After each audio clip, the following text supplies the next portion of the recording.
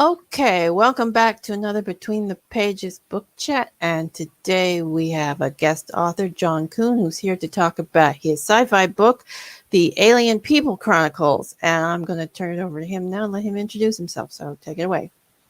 Thank you for having me here. And I am John Coon. I am an author and a journalist. I work by day as a sports journalist for the Associated Press and Athlon Sports, covering pro and college sports. And then during my spare time, I write novels. It's fun. Alien People is, even though it's my third novel published, it was actually my first novel written. It's kind of my baby and my labor of love. I love these characters, and it's a thrill to be able to write about them and share them with the world. And I actually have 2 books in the Alien People Chronicles series currently out. Alien People is the first book, and then Dark Metamorphosis, the second book, was just released July 13th. And Okay, Alien People. Oh, sorry. I was going to say, so tell us a little bit about the series. What is it? What's it about? The quick overview. So, the Alien People Chronicles follow the story of Calandra, Menankar, and Extra Ugin. They are natives of the planet Lathos, a planet that's in my universe is about 11, 12 light years away from Earth. And Calandra is an alien astronomer. Extra's a space pilot. He's a member of his nation's military called the Stellar Guard. Alien People details Calandra and Extra making first contact with Earth after discovering a probe from Earth in their solar system. And the fun part about that story is it's a first contact story told from the point of view of the alien race making contact with Earth. And then Dark Metamorphosis picks up the story following the events of Alien People about 1.5 years later. And it just talks about how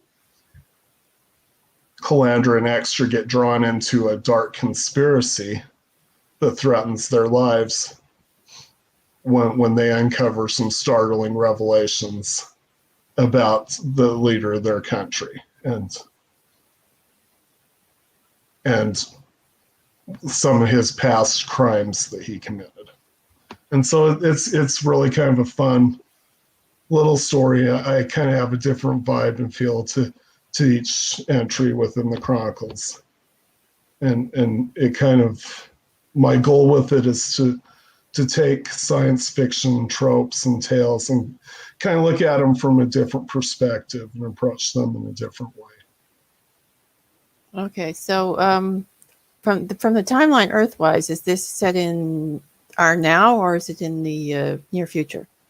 It's in the near future. So based on an alien Earth chronology, Alien People would take place in the Earth year 2031.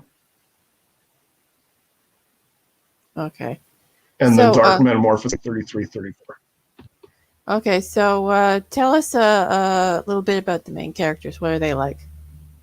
So when we first meet Calandra, she is like, the best way to describe her is she's the eternal, resilient optimist. She's full of joyful energy. She's always looking at the bright side, positive side of things. She's always eager to make new discoveries and learn new things. And at one point, she tells Extra during the course of the story that she's never encountered an obstacle that she hasn't overcome, that's just who she is. And that really sums up her personality well. When the going gets tough, she digs down and and finds a way to overcome the obstacle in her path. And that's one of my favorite characteristics about her. I love Calandra because she has that resiliency and that hope within her. Extra is the best way to describe him is he's this adventurous, loyal pragmatist. Extra, he's a little more grounded and a little less idealistic than Calandra is, because he's been around his solar system. He's seen a few things. He's encountered other aliens, and so he's maybe not as naive and innocent to what the rest of the solar system's like, and around his home world, and what space is like. But the thing that's great about Extras is he's somebody you want in your corner. He's the type of character that when things take a turn for the worse, that he'll be loyal. He'll defend you. He'll find a way to get you out of a jam. He's definitely someone who makes surviving the far-fetched odds possible, makes it more likely that you'll get out of the situation. Cool. So what were your reasons or inspirations for writing the series? So I came up with this novel idea when I was first 18 years old. I decided to write a novel because I couldn't get a job between high school graduation and going off to college. And so that summer I just said, hey, I want to write a novel. And I came up with this really great idea. I thought, why don't I look at aliens visiting Earth, but from their point of view? That nobody ever does that. It's always from the Earth point of view. And the aliens are always like the weird, mysterious, violent race. It'd be kind of fun if it was the Earth people that were that, mysterious, weird, violent aliens instead. And so I started writing the story, and I wrote 400 pages over 3 months. And my initial draft, I do like it, but it's radically different than the finished product. So the first draft, it kind of read like a bad Sci-Fi Channel original movie, just in how it was executed. I mean, you had the villains being a villain because the plot told them they were supposed to be a villain. They had no real motivation. You had characters that just start doing random things. Oh, well, that's because I want a reaction scene here. It wasn't because it was consistent with their character. And so it took a lot of rewriting and honing the story to where it fit the characters, and they weren't just doing things for the sake of moving the plot along. But the fun thing is I went through and developed the story over the next few years. I really fleshed out the world and really figured out what made these characters tick, and really figured out their backgrounds and their personalities. And so the final story is so much richer and fuller than what I originally envisioned. And I went from just envisioning, oh, this is a cool sci-fi concept, to, hey, this is completely fleshed out world with living, breathing characters who have really interesting stories I want to explore.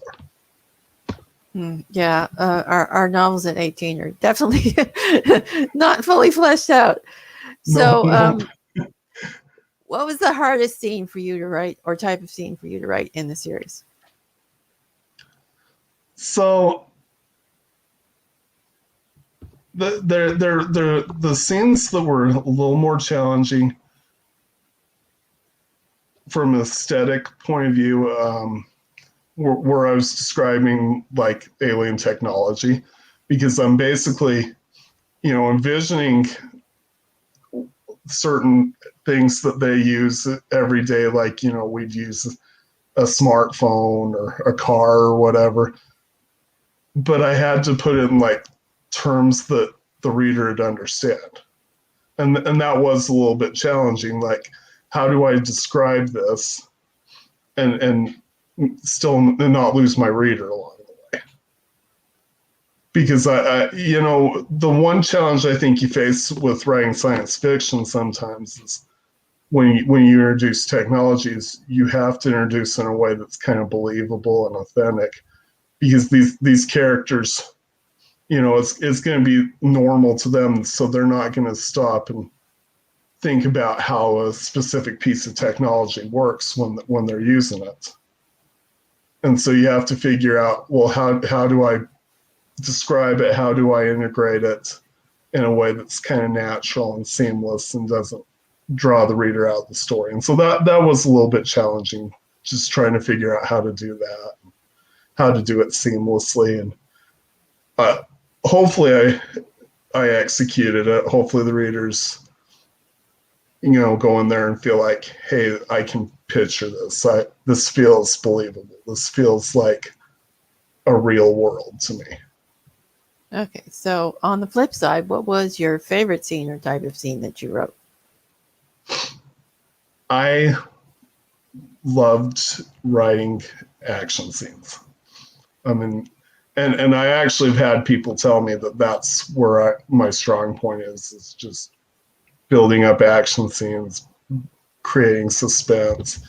It's fun to just kind of paint that visual picture and just let you know what's going on all around these characters and what they're thinking and feeling as these events unfold.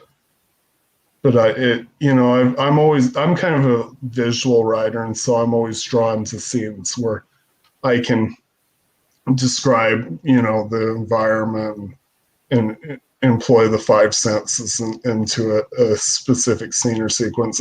And action scenes are really great at that. You can just draw the reader in and let them experience it through what they see and what they hear and what they smell and what they're feeling. And it's really just so much fun to really break it down and really make it visual that way. And I feel like I do a pretty good job of that, because I've had readers tell me that when they read my books, sometimes they feel like they're sitting in a theater watching a movie because of how well the action scenes flow and how well, just different scenes and conversations within the story flow. They feel like they're right there in it. Oh, well, that's an excellent compliment. So tell us a little bit about the secondary characters. What are they like? So one of the, like in Alien People, for example, one of the key secondary characters that they encounter on Earth is Paige. And Paige is an interesting character because I actually introduced her in an earlier book called Under a Fallen Sun, and she was the protagonist of that story.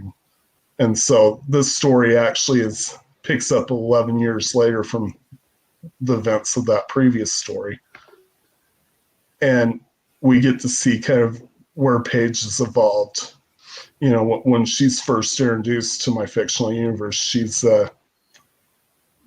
just a fun, easygoing college student going out on a vacation, encounters some problems with alien invaders.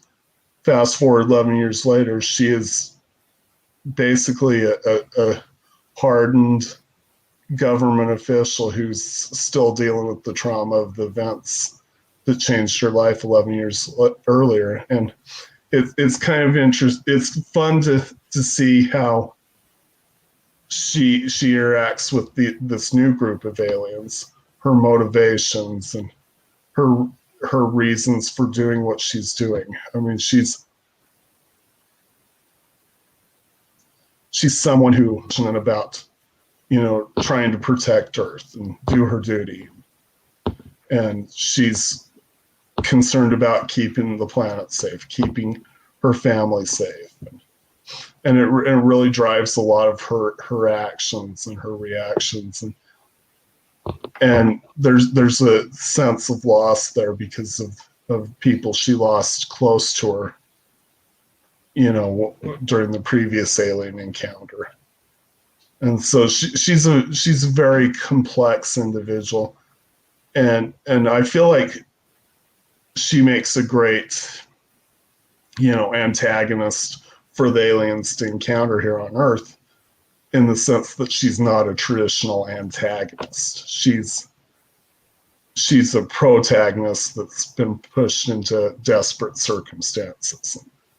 And really, what Paige wants to do is go be a teacher, go pursue the dreams she had when she was younger, go live a normal life. And there's some bitterness there because she feels like she's been denied that opportunity to live a normal life. Interesting. Sounds like a nice complex character. So, what are your characters afraid of? It varies from character to character, obviously, but I mean, we touched a little bit on what like Paige is afraid of, for example. I would say that, like with Calandra, for example, she's afraid of, and you really get a sense of this in Dark Metamorphosis. She's afraid of major changes, major disruptions to her life. There's a certain level of safety in how she lives her life. There's she loves the idea of exploring and discovering, but she's also troubled by things that can radically change her life for the worse. She's afraid that,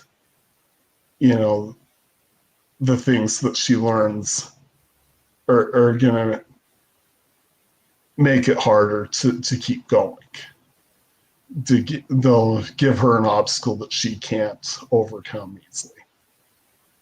And I think with Extra, he's afraid of losing people that matter to him. He's afraid of loss. I mean, one thing he deals with in Dark Metamorphosis kind of mirrors what one of his friends in Alien People dealt with. In Alien People, Lance, who's his best friend and becomes his co-pilot on their expedition to Earth, with a crash on an asteroid where most of his crew perished, and he remained a survivor. And he has kind of that survivor's guilt of, oh man, I should have done something differently. Why did I let this happen?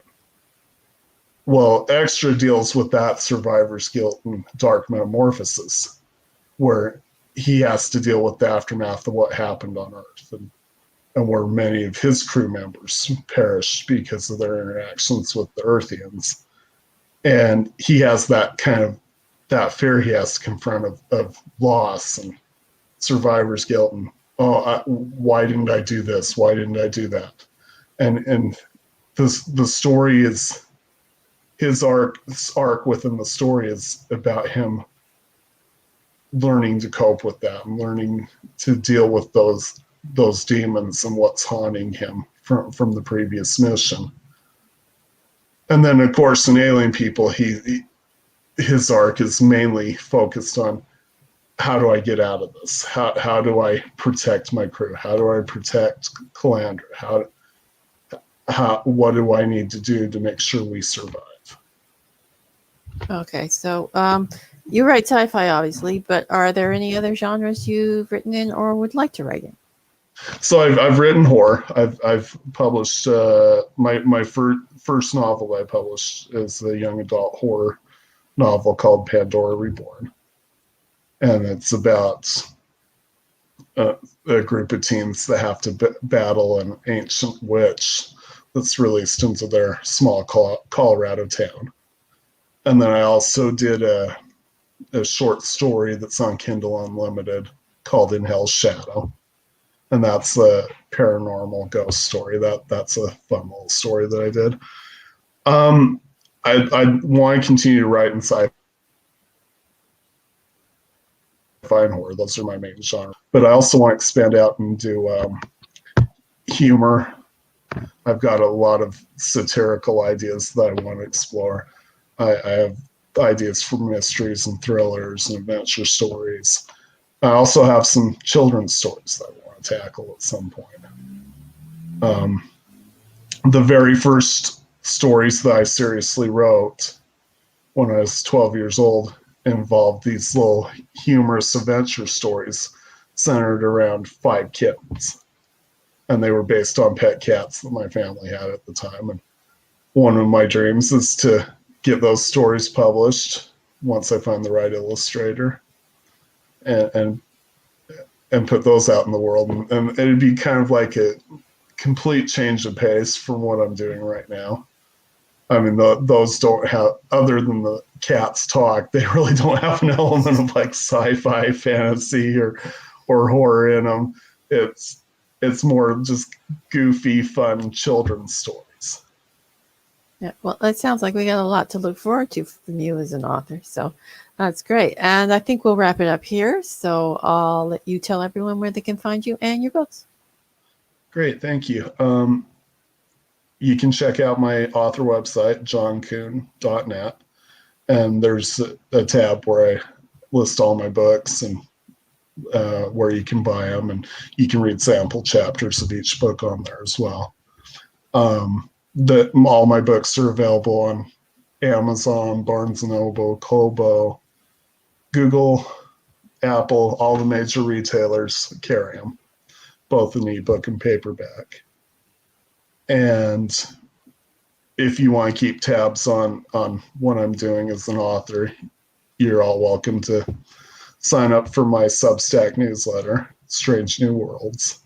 And it's at newworlds.substack.com. And I will be offering a mix of writing tips, publishing, marketing advice, and original short fiction. Cool. So, and you can find the link to the series in the description as well as to his website. And I'd like to thank you for being here today. It was a pleasure chatting with you, and your books sound wonderful. Thank you for having me on your show. I appreciate it. Okay, and that's it all for today. And join us tomorrow for another author. And bye for now.